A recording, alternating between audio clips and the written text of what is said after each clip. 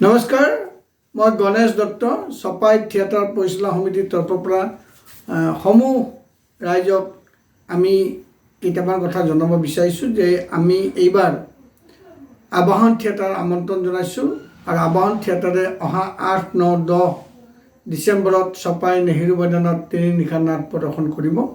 ইতিমধ্যে আমাৰ season ticket প্ৰায় শেষ হ'বলৈ লৈছে। আজিৰ তাৰিখলৈ ছিজন টিকেট আমাৰ বিক্ৰী হৈছে 4,20,000 টকাৰ আৰু সামান্য কেইটামান টিকেট আছে, সেইখিনিও যাব। আমাৰ এটা কথা ভাল লাগে যে আমি জোৰ কৰি কাকো টিকেট দিব লগা হোৱা নাই। মানুহবিলাকে আমাৰ শুভাকাংক্ষীসকলে স্বইচ্ছাই টিকেটবিলাক সংগ্ৰহ কৰে। গতিকে সেই হিচাপে আমি চাব গ'লে আবাহন থিয়েটাৰ কৰ্তৃপক্ষক আমি তিনি নিশাৰ বাবে যি 4.5 লাখ টকা দিব লাগিব, সেই ধনখিনি ছিজন টিকেটৰ পৰা সংগ্ৰহ হ'ব বুলি আমি আশা কৰিছোঁ। এতিয়া আহিছোঁ আন এটি বিষয়লৈ যে আমাৰ বহুতে সুধি আছে যে দৈনিক টিকেট কেতিয়া মুকলি কৰিব। আমি অহা 1 ডিচেম্বৰৰ সন্ধিয়া 5 বজাত দৈনিক টিকেট তিনিও দিনৰ 8 তাৰিখৰ, 9 তাৰিখৰ, 10 তাৰিখৰ টিকেটবিলাক মুকলি কৰিম। গতিকে কোনোবাই VIP টিকেট লাগে, প্ৰথম শ্ৰেণী লাগে, বিশেষ শ্ৰেণী লাগে, দ্বিতীয় শ্ৰেণী লাগে, গেলাৰী লাগে, আটাইখিনি ল'ব পাৰিব। বুকিং নহ'ব, নগদ ধনেৰে আগতীয়াকৈ আপোনালোকে টিকেটটো সংগ্ৰহ কৰিব পাৰিব। আমাৰ প্ৰথম নিশাৰ নাট অহংকাৰ, দ্বিতীয় নিশাৰ নাট মীনাক্ষীৰ সংগীত দিয়া আৰু তৃতীয় নিশাৰ নাট হ'ব গিৰিপ গাৰাপ কইনা আহিছে।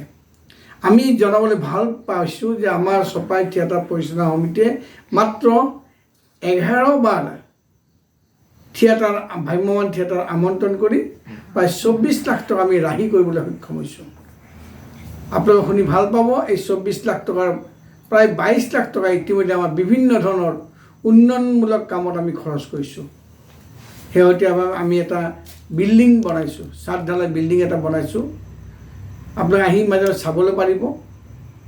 এইদৰে আমি কিছুমান স্থায়ী কাম কৰি চপাই যুৱ কল্যাণ কেন্দ্ৰ, চপাই সাহিত্য বা চপাই পদুমপাহি মইনা পূজা, দুৰ্গা পূজা এই আটাইখিনি বা কল্যাণী মহিলা সমিতিক সহায় কৰিবলৈ চেষ্টা কৰিছোঁ। আমি আশা কৰিম আপোনালোকে দিয়া মৰমৰ বাবেই আমি এইখিনি সম্ভৱ হৈছে। গতিকে আগন্তুক দিনতো আপোনালোকৰ সহায় সহযোগ পাম বুলি আশা কৰিছোঁ। আপোনালোকে থিয়েটাৰখন চাই আমাক এইদৰে উন্নয়নমূলক কাম কৰাত সহযোগ কৰক, তাকেই কামনা কৰি ভিডিঅ'টো ইমানতে সামৰণি মাৰিছোঁ। ধন্যবাদ।